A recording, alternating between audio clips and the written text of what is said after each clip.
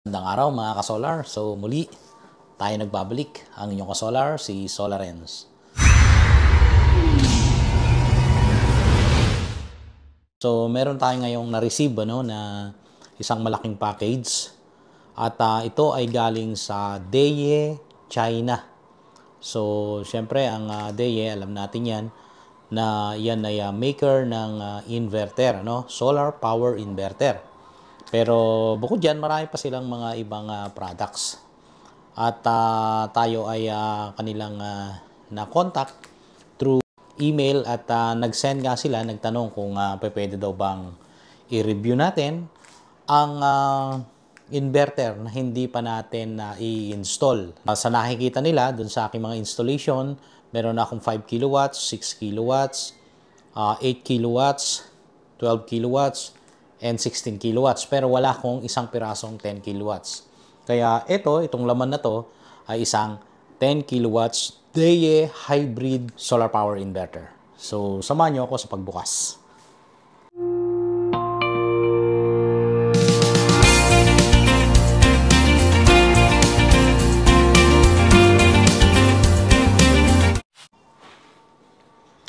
So, tanggalin na natin itong sako, Talaga namang well-packed ang kanilang pagkakalagay, Talaga nakasako pa.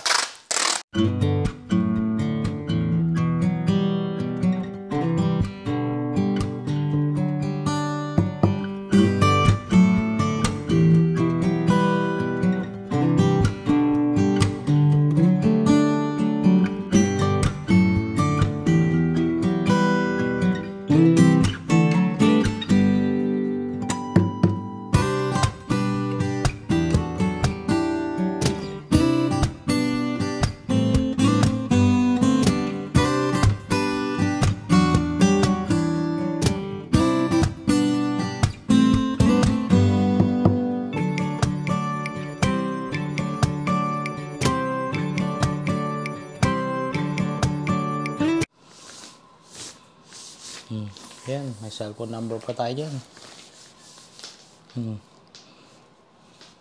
Talaga naman. Sun, 10 kilowatt. Yan single phase. EU. Okay.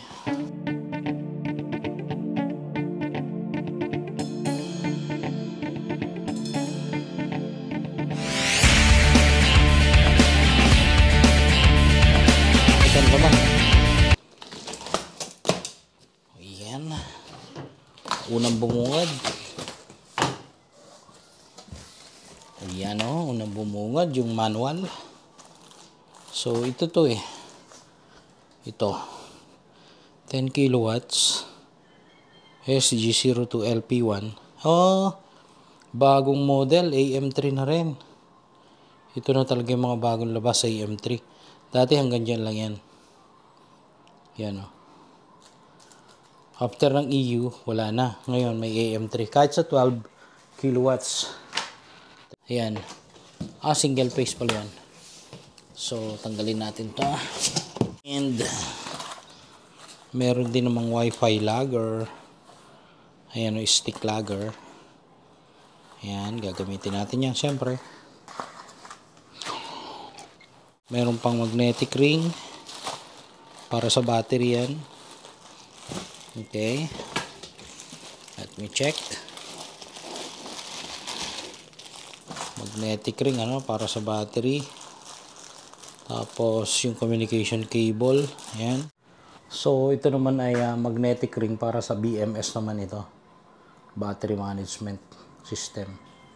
Ayan So dalawa. So may current transformer sensor. Medyo maliit. Maliit lang yung current city transformer. Tapos 100 amperes by 50 milliamperes. So ang current ratio nito mga ka-solar ay 2,000:1. Kasi itong 50 milliamperes, divide muna natin sa 1,000 yan, saka natin may divide dito sa 100 amperes. 100 amperes divided by 1,000 kasi milli na yung pinag-uusapan natin dyan. So lalabas 2,000. So 2,000 is to 1 ang ratio. Meron ding sensor para sa battery. Okay. Kaparehas ito nung 8 kilowatts pag minamount. Yung apat na kanto, doon minamount yan. So ilalagay muna natin dito sa table. Okay. So, ito na. Nilagay na natin dito sa table. Mas madaling makita, no? At ma-explain. So, itong portion na ito ay para sa stick lagger. So, dito natin nilalagay yan. Ayan, stick lagger. Ito, PB3, PB2, PB1. So, ibig sabihin, tatlong strings yan. Tatlong strings na magkakahiwalay. At itong portion na ito yung sa grid. So, andyan yung magiging connection natin para sa distribution utility. At ito naman yung sa generator. Pwede natin connect dyan ang generator terminal. So, line 1 at saka neutral lang yan. Line and neutral. At ito naman yung sa output. So, ito yung sa load side ng inverter na ito. So, ibig sabihin, kung magba-brown out, ito yung magkakaroon ng power. So, dito naman sa portion na ito ay tapping ng ground. At syempre, itong malaking ito, ayan, ay battery yan. Diyan natin ipapasok ang battery cable.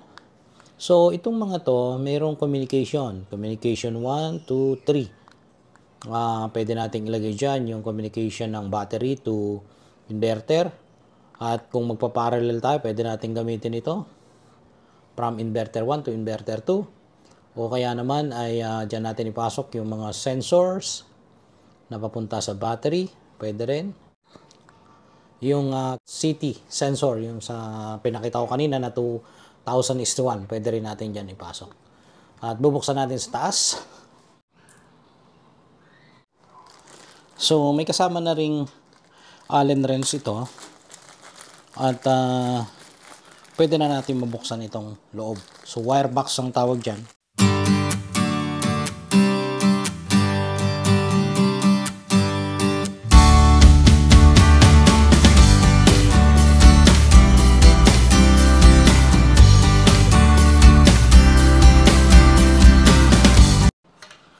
Okay, so yan na. Yan na yung mismong laman. Amoy bago pa talaga. Amoy bagong-bago. So, dito yung sa battery. Malalaki. Malaki yung tapping ng battery terminal. Ayan, oh. So, negative dito. At dito naman yung positive.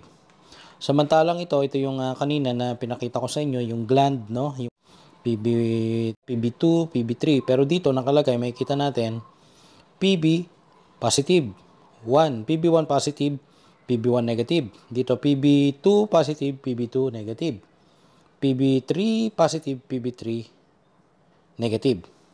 At kung makikita nyo, no, mga ka-solar, pwede tayong mag-parallel dito kasi dalawa yung butas para sa PB positive. Ganun din naman sa PB negative. So, dalawa din. Pwede tayong mag-parallel dyan. Ilan ba yung total solar panels na pwede yan? So, tingnan natin sa manual.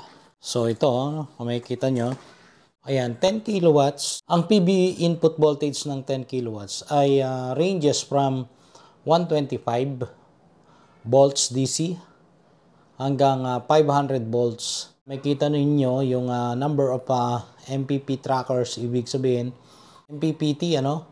MPPT ay tatlo. So, number of strings, so tatlo. Tatlo yan mga solar. At tingnan natin dito sa yung wiring requirements. Ayan. Doon sa wire size, pagdating sa PB connection, dito sa 10 kilowatts, ang suggested na cable in millimeters, millimeter squared, ay number 4. Maaring ito ay series. Kasi pag series connection, mababa lang yung amperahe. Nag-i-stay. Pero ang voltage yung tumataas. Okay? At yung maximum PB input in terms of wattage ay nasa 13 kilowatts. So 13 kilowatts, ibig sabihin dun sa 13 kilowatts ay pwede tayong gumamit ng 26 pieces. 26 pieces na 500 watt solar panel. So 9 pieces in series. 9 times 2 plus 8, 26. Okay. So, tuloy natin, no? Itong portion na ito ay para sa grid. So, tinuro na rin natin kanina yan. At ito namang terminal ito ay para sa gen port. At ito yung sa load side. So, merong neutral, line, at itong pangatlong ito ay ground. So, ground din yan or PE. Ground din yan or PE. So, ito naman yung lagayan ng ating CT sensor. So, 5 and 6 pa rin tayo dyan sa CT sensor na yan. Diyan natin ilalagay yung limiter. Okay. So, kung magpa-parallel tayo, no? Ito. Kung magpa-parallel tayo, itong dalawang ito, pwedeng paglagyan yan ng communication cable natin para sa parallel. Ito. At ito naman ay para sa meter yan. Kung gagamit tayo ng Istron meter, pwede nating ipasok yan dito. At ito naman ay para sa BMS. Ito yung sa CAN bus or RS485. Ayan. So, ito naman yung mga switches. Ayan, dito sa side na ito, ito yung switch ng on and off switch para dun sa battery. At ito yung sa PB cable. So, DC switch ang tawag dito at mayroong maliliit na fan. So, parang 8 kilowatts lang din ang itsura nito. Pati yung itsura niya, kaya lang mas mabigat ito. At pagdating naman dito sa LCD, ayan, makikita natin dito, same lang, mayroong DC indicator lights, AC indicator lights, normal indicator lights, at yung sa fault alarm indicator lights, At dito tayo mag-adjust yan kung magmamanual tayo. Pero kung tayo naman ay gagamit ng ating Wi-Fi or stick logger, pwede nating magamit yung connection ng ito, i-connect lang natin mabuti. At ito naman yung kanyang Wi-Fi board. Ayan.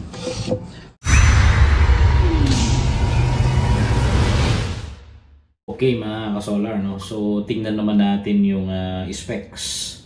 Ayan, so, na-mention ko na yan na ang model ng inverter na ito na 10 kilowatts ay SG02LP1-EU-AM3. So, yan na yung bagong model, latest model. Ngayon, yung product type niyan, hybrid. So, merong battery yan. Pero pwede rin mag-function yan as on-grid. Okay, so kung naghihintay ka ng battery mo later on, pwedeng paandarin mo yan. And IP65. Kaya yung mga nasa tabing dagat, tamang-tama ito. Although IP65 at pwedeng i-mount sa labas ng bahay. So IP65 meaning ingress protocol yan. So yung ambient temperature, ayan, pwedeng negative 40 to positive 60 degrees. At ang derating rate niya, greater than 45 degrees Celsius derating. And yan, sa pagdating sa PB input, ito, PB input, ay maximum input voltage niya nasa 500 volts DC. So mataas talaga yan. At yung MPPT input range 150 volts DC to 425 volts DC. So yung 150 dyan ay minimum volts DC or direct current para mapaandar natin ang isang MPPT. So kung gusto natin paandarin yan as minimum, pwede tayo maglagay ng 3 piraso na at least mayroong 50 volts bawat isang solar panel at naka-series ang connection nun. So yung 50 volts DC na yun yung voltage open circuit. And kung makikita nyo mga solar yung maximum PB input current 26 amperes direct current. So kaya tatlo yan, 26 ADC plus 26 ADC plus 26 ADC kasi tatlong MPPT yan. So tatlong DC MCB rin ang gagamitin. So MCB, miniature circuit breaker. At maximum PPISC, 44 ADC na yan. So ibig sabihin, ganyan kalaki na DC MCB ang gagamitin mo dahil nga kung kukunin natin yung safety factor ng 26 amperes, 26 times 1.25 na safety factor, at saka yung continuous niyan na 1.25 pa rin, lalabas ng 41, and rounded off na yun. So 41 amperes kasi 40.625 yun. And para safe na safe, nakalagay naman dyan yung maximum PBISC, short circuit current na 44 amperes direct current. Ito yan. So yan ang gagamitin natin yan. Pagdating sa battery, sa specs, pwedeng lead acid, lithium ion, or lithium iron phosphate. At tingnan nyo yung discharging yan, nasa 220 amperes direct current yung sa battery, charge and discharge ang nakalagay dyan. And yung discharging power niya, laki, 11,000 watts. Dito sa AC input and output data, ayan, napakahalaga niyan, yung AC input and output rated current, parehas, 43 amperes, 43.5. At pagdating naman sa maximum AC input and output current, 47.9 AC. So AC meaning alternating current. And yung AC input and output rated current nasa 10,000 pa rin. Pero yung apparent niyan, maximum apparent input and output power, nasa 11 kVA or 11,000 volt amperes, And maximum continuous AC pass-through 13.8. Yung AC power factor niyan, so 0.8 lang, leading, and 2.8 lagging. So yan sa input and output data. Pagdating sa load data, halos parehas lang pagdating dun sa maximum AC output current na 47.9, at balikan natin yung maximum AC input and output current diyan sa taas, ayan, so parehas lang na 47.9. And ang mahalaga dito yung maximum or yung peak power output na 20,000 in 10 seconds. So 20,000 in 10 seconds, ayan, ito yan. So yun mga kasolar, at abangan ninyo ang susunod na video dito, i-test natin at ipapakita ko yung magiging settings. Ayan, yan muna nagtatapos ang ating video, tungkol dito sa unboxing ng 10 kilowatts DE hybrid solar power inverter. So ito ay hybrid and on-grid na inverter, at ito ay high frequency, and ito ay non-toroidal. So maraming salamat sa panonood, at muli ang inyong solar, si Solarens.